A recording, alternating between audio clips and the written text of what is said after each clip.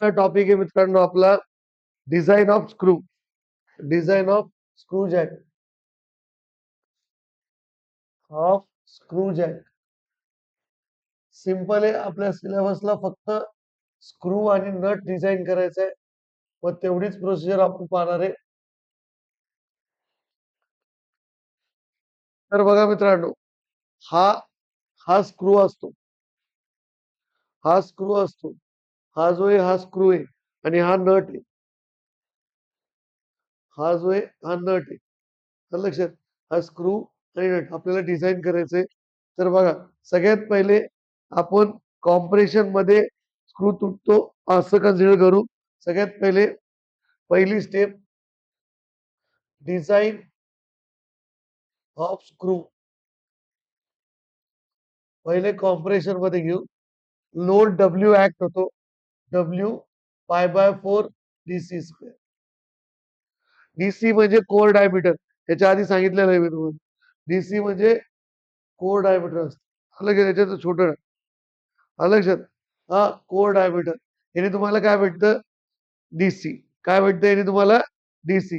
Core diameter. या फॉर्म्युलाने काय भेटतं तुम्हाला? Core diameter. नंतर जर तुम्हाला डीओ काढायचं हा, तर DC divided bye 0.84. DC divided bye 0.84. हा, डीसी डिवायडेड बाय 0.84. आणि बघा, जे डीसी आलेलं आहे ना, त्याला 6 वाढवून टाकायचं. ते नवीन डीसी घ्यायचं. लक्षात. समज डीसी आला 38, तर 6 44 घेऊन टाकायचं. कारण की तुमच्या डिझाईन नाही तर सेफ येणार नाही. लक्षात. रॅन्डमली किती वाढवलं तर चालतं. लक्षात. जास्तीत जास्त वाढतं एवढंच लक्षात ठेवायचं. बाकी सगळं झालेलं आहे मित्रांनो. आपल्याला टॉर्क काढायचं त्याचं सगळं झालेलं आहे ह्याच्यातच. नंतर तुम्हाला माहिती आहे, DO is equal to sorry D is equal to DO minus पिच/2. याने तुम्हाला काय करता येईल? D, mean diameter. हा, मीन डायमीटर. नंतर आता जर तुम्हाला दुसऱ्या फॉर्म्युलाने जर डी काढायचं, तर DO plus DC divided by 2. याने पण तुम्हाला काय करता येतं? डी काढता येतं. नंतर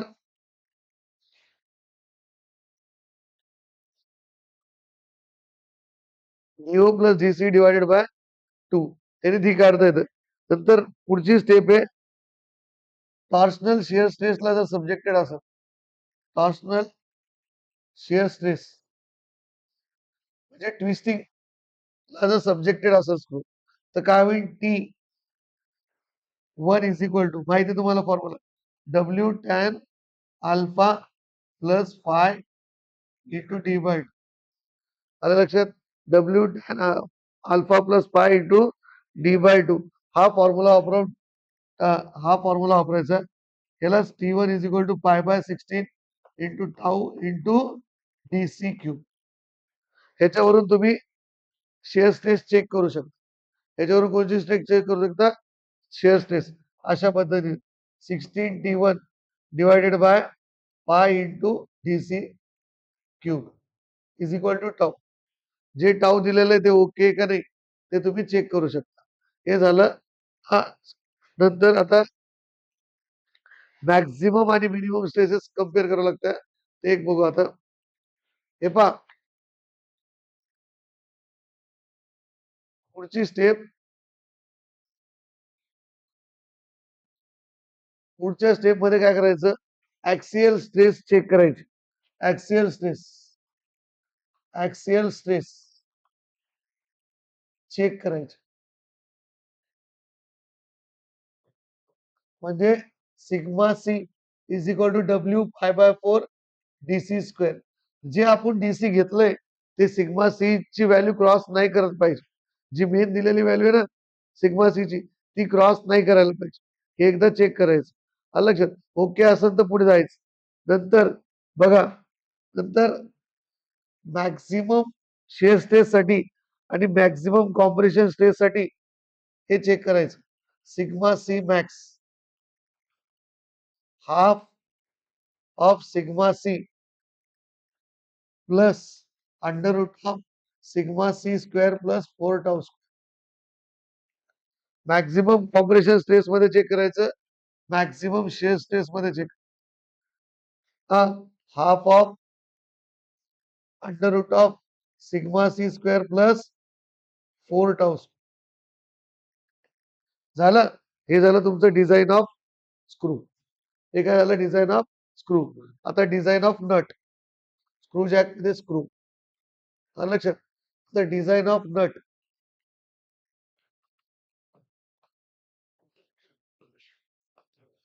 डिझाईन ऑफ नट. हे पहा नट हा बेरिंग प्रेशर लोड बिअर करतो. त्याचं बिअर इथं त्याच्यावर bearing pressure act.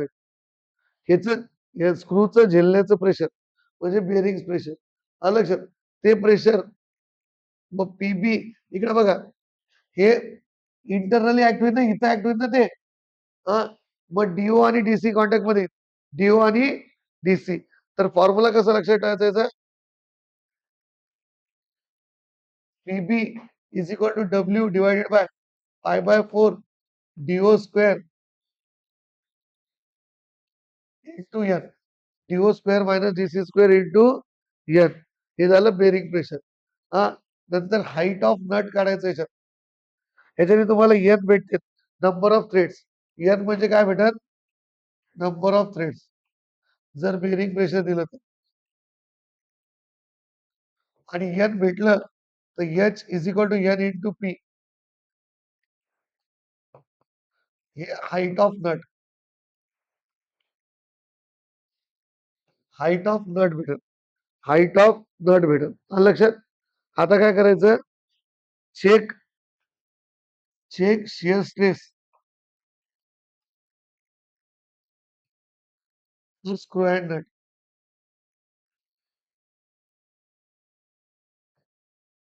Nut tau S म्हणजे स्क्रू साठी W pi into pi into DC into T into N.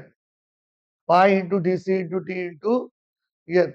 आणि टाऊ एस म्हणजे नट साठी, सॉरी टाऊ एन म्हणजे नट साठी W into pi into DO into N into DO into T into N.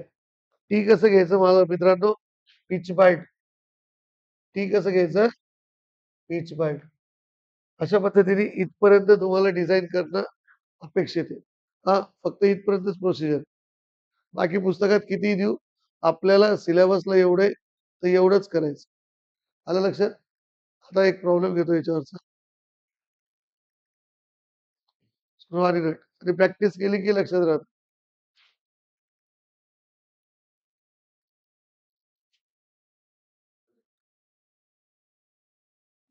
हा बघा मित्रांनो, याचा प्रॉब्लेम पाहणार आहे आपण डिझाईनचा.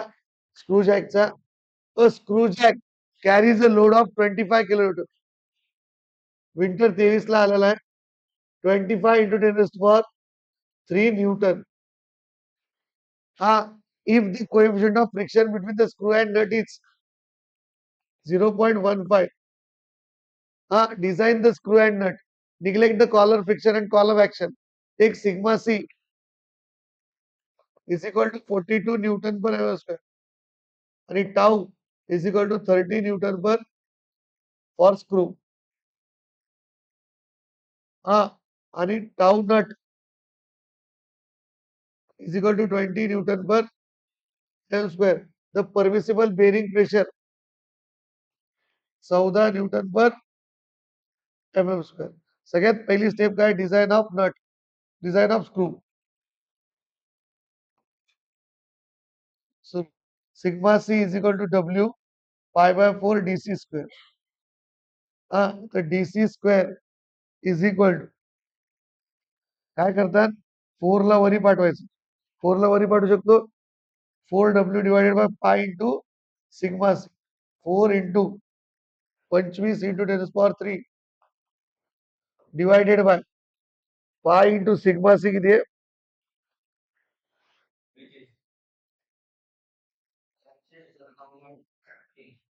त्याचं रूट काढा.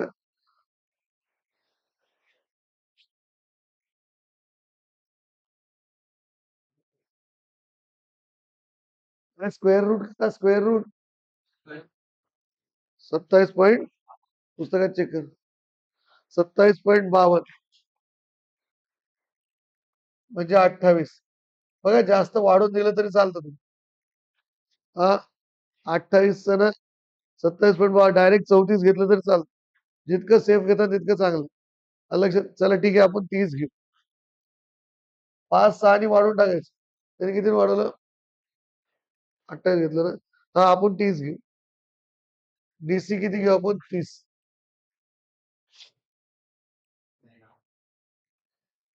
DC is equal to 30 mm. Core diameter आलं. आता कोर डायमीटर आल्यानंतर डीओ काढायचं.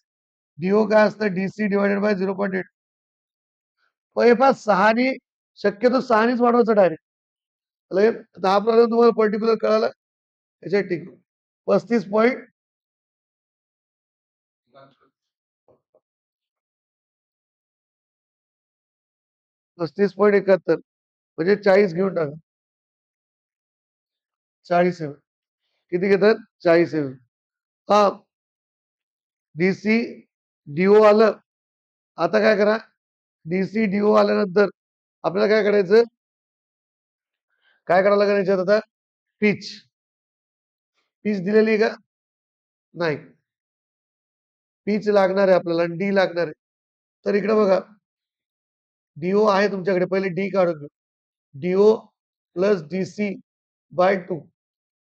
हा 40 प्लस 30 भागिले 2. हे पहा व्हॅल्यू वाढवल्या तरी काही फरक पडत नाही बरं. 35 आहे म्हणजे 36 घेतलं तर चाल. 36 mm मीन डायमीटर घेतला. अलग. नंतर मग D O is equal to sorry D is equal to DO minus pitch by 2 असतं. हा पिच बाय 2 ला जर इकडे घेतलं, डीओ मायनस डी. डीओ किती आहे? 40 मायनस 36. हा इथं 4 इंटू 2 8 एम. पिच किती येईल? 8 एम. आलं पिच. आता काय करायचं?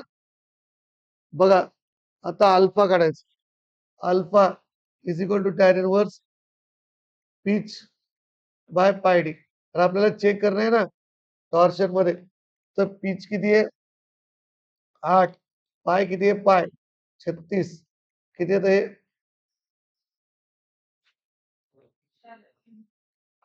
4. हा नंतर म्यू किती दिलेलं आहे? 15. 0.15.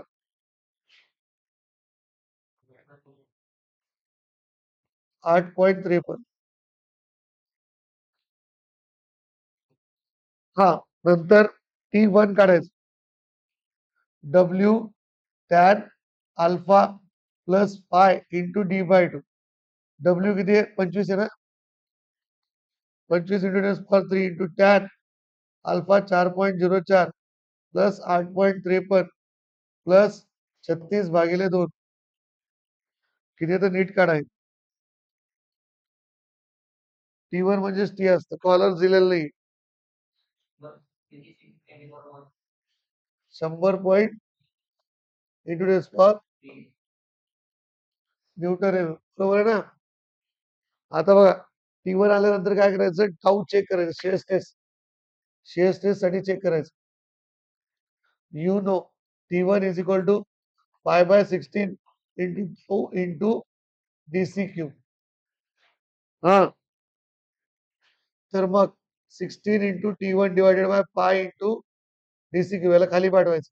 आता सांगितल्याप्रमाणे टाऊ हा 16 into 100 into 33 into 10 3 divided by pi into DC किती घेतलं आपण? 30 चा क्यूब. किती येतं टाऊ?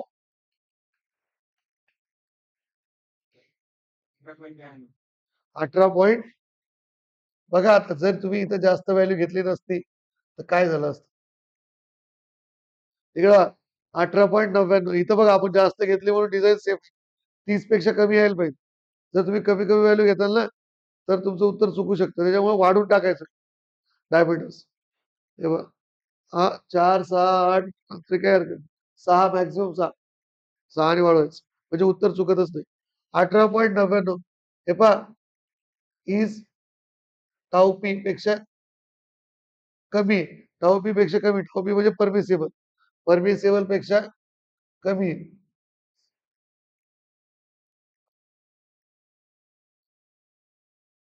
पेक्षा कमी आहे. म्हणून काय ओके. हा आता काय करायचं माहिती का? टाऊ प्लस सिग्मा सी पण काढायचं. सिग्मा सी पण काढायचं. डब्ल्यू पाय बाय 4 डीसी स्क्वेअर. जे आपण डीसी घेतलं ना नवीन त्याच्यानुसार 25 इंटू 10 पॉवर 3 4 ला वरी घेतलं. नाही घेतलं तर चालतं. 4 ला वरी घेतलं. पाय इंटू 30चा स्क्वेअर किती येतं हे?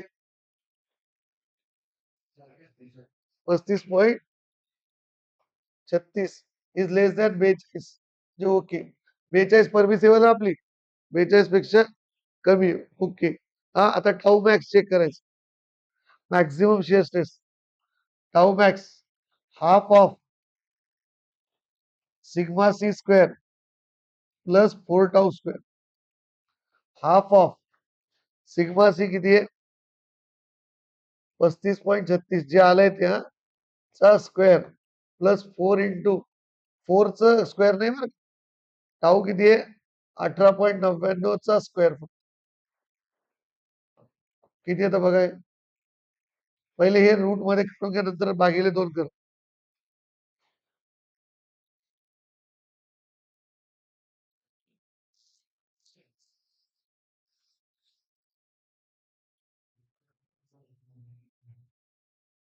चुकला.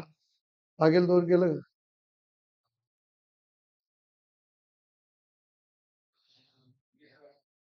25.94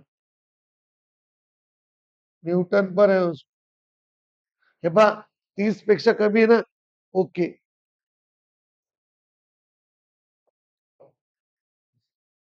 ओके. हा सिग्मा सी मॅक्स पण चेक करू शकता. सिग्मा सी मॅक्स काय? Sigma C max half of sigma C plus sigma C square plus 4 tau square. हा तुम्ही असं चेक करा वाटलं 2 मिनिट. असा लिहा फॉर्म्युला. असा लिहिलं तर सोपं जाईल. Half of sigma C plus half of sigma C square plus 4 tau square म्हणजे एकच येते. हाफ बाहेर काढ म्हणजे काय सोपं काय होईल की हे जे 25 डायरेक्ट ऍड करता येते तुम्हाला 25.94 आणि सिग्मा सी किती आहे? 36.36 भागिले 2 किती येतं हे?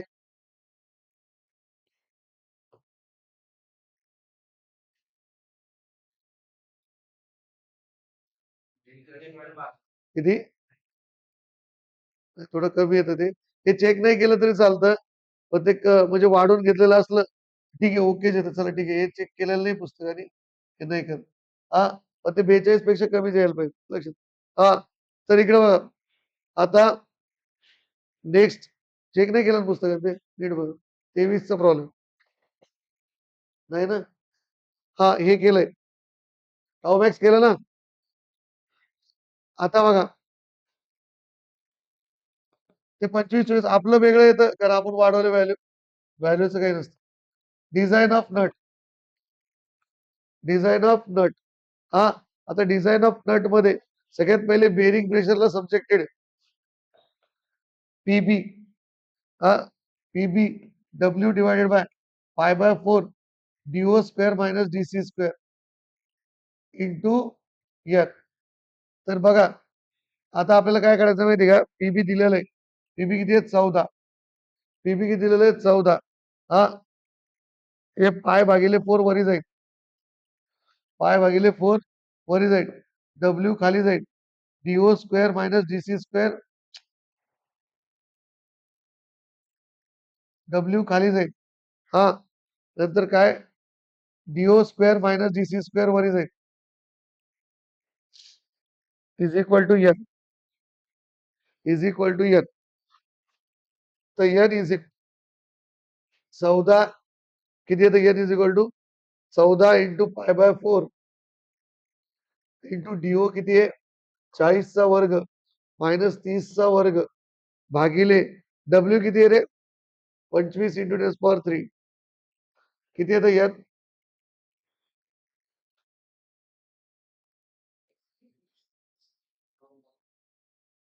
नीट करा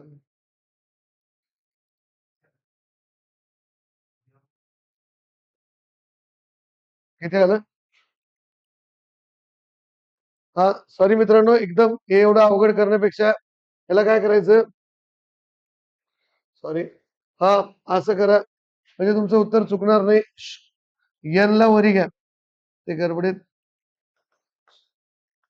W4 ला वरी घ्या pi DO square minus DC square into PB असं करा हे एकदम करेक्ट आहे 4 इंटू डब्ल्यू किती आहे 25 इंटू 10 पॉवर 3 चुकून झालं ते नंतर पाय डीओ किती आहे 40चा वर्ग मायनस 30चा वर्ग इंटू 14